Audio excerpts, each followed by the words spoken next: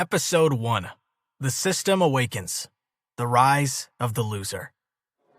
Arkland City, Bayside District, Otis High School, junior year. Standing on the podium, a middle-aged female teacher with black-framed glasses spoke in French without stopping. The rhythm of her words floated through the air like a lullaby, and the students slowly succumbed to their drowsiness.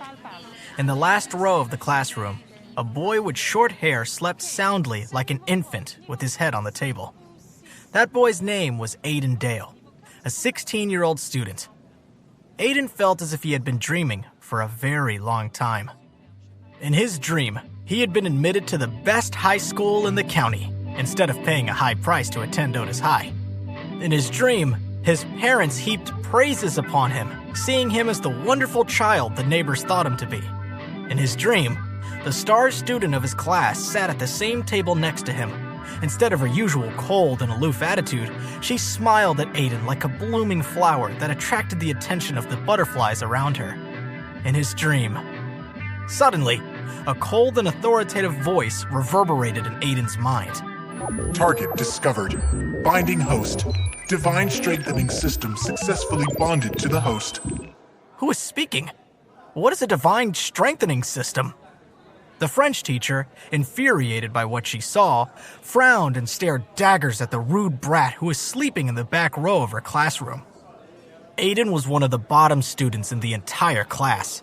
When he was not reading novels in class, he gave in to his lack of interest in the class and went to sleep, paying no attention whatsoever to his teacher. The most infuriating thing was that the homeroom teacher had even arranged for her dazzling daughter, Viola, to sit at the same table as this failure of a student. The idea was for Viola to be able to assist Aiden in his studies. However, her daughter had already complained to her many times, saying that Aiden had been staring at her all day, preventing her from focusing on her studies. Remember this, the French teacher could not help but stop lecturing and throw the piece of chalk in her hand at Aiden. With utmost precision, it landed squarely on Aiden's head and shattered into several pieces, leaving chalk shards and dust on Aiden's body. All the students in the class, startled by their teacher's sudden action, turned to stare at Aiden. "Who dares hit me?" Aiden yelped as the sudden shock pulled him from his dream and he stood up like a clown. He blew at the cloud of chalk dust in his face. With that, the other students burst into laughter. Especially Viola Kane, Aiden's table partner. She was the smartest and prettiest girl in the class. She also tried to stay as far away from Aiden as possible, and now her beautiful, oval face was filled with contempt for him. Aiden's brain was starting to catch up with his body. He had been dreaming. Of course, there's no such thing as divine strengthening system.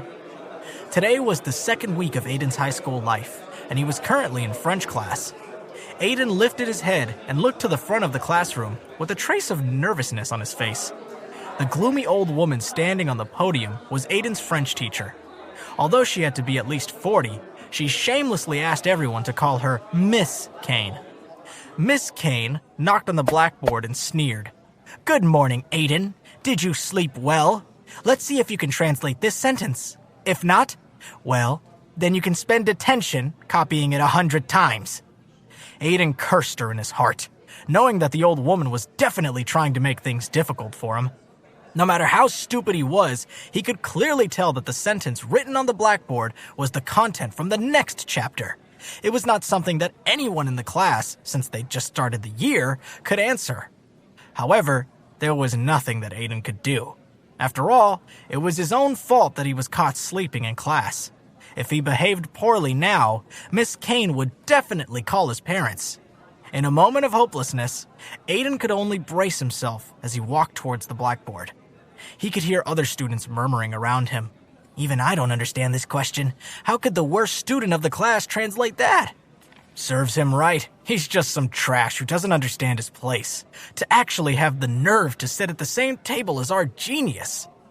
Everyone was waiting for Aiden to make a fool of himself. Aiden looked at the godforsaken French sentence in front of him and clenched his teeth in defeat. He was ready to admit to Miss Kane that he could not translate it. But just at that moment, the voice from the dream sounded in his mind once again. "Ding! Analyzing French words. French ability, +1. Current progress, 1 out of 10. Rating, beginner level. Aiden gawked in absolute disbelief. Though he had never learned the words from the sentence before him, its meaning appeared clearly in his mind. He felt as if he had possessed both the French and English dictionary in his mind. "What are you standing there daydreaming about?" Miss Kane folded her arms across her chest and said disdainfully. "If you don't know how to translate it, I'll see you in detention. Don't waste your classmates' time any further." She continued, "Every minute of class that you waste is equivalent to wasting an entire class session for everyone else in the class." "You're so damn annoying!" Aiden could not help but shout in annoyance. You actually dare to raise your voice to your teacher?"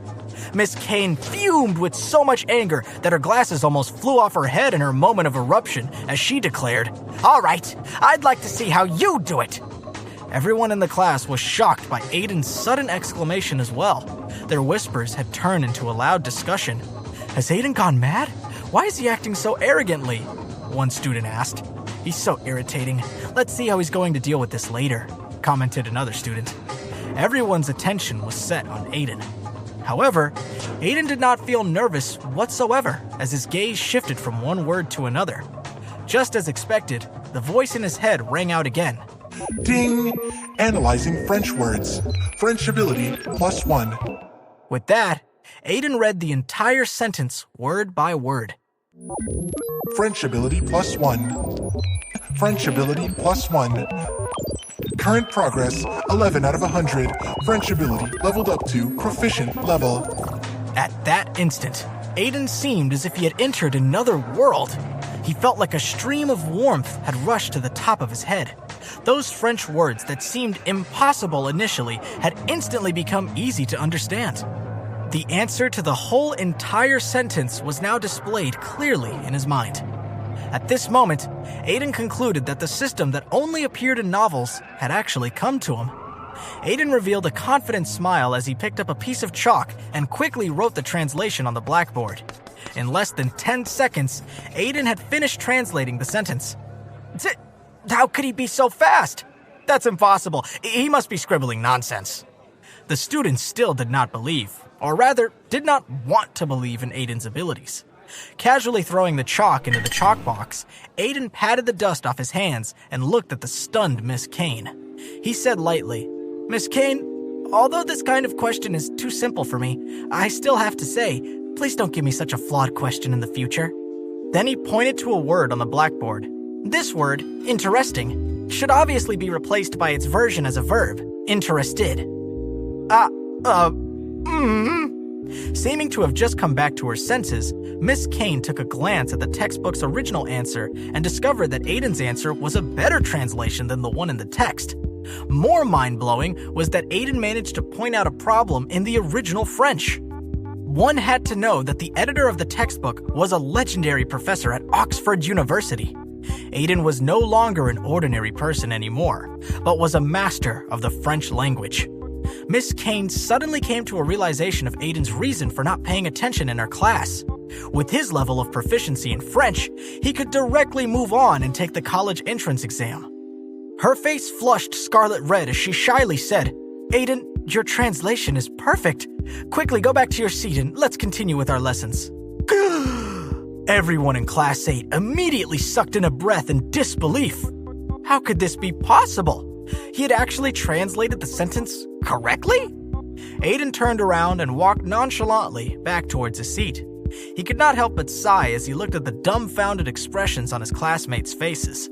Before going up to the podium, Aiden felt that they were not from the same world. After all, he knew that he was simply a failure of a student. Returning to his seat, he still felt that he was in a different world from them. But now, they had all become dregs in his eyes. After returning to his seat, Aiden noticed that his table partner, Viola, had secretly passed him a piece of paper with words written on it. It read, "How did you do it?" Aiden turned to her, only to find that Viola's face had turned red as she unconsciously moved closer to him. The surrounding male students who saw this had flames of jealousy shooting from their eyes. Aiden smirked and thought to himself, "Since you ignored me yesterday, I'll let you have a taste of your own medicine."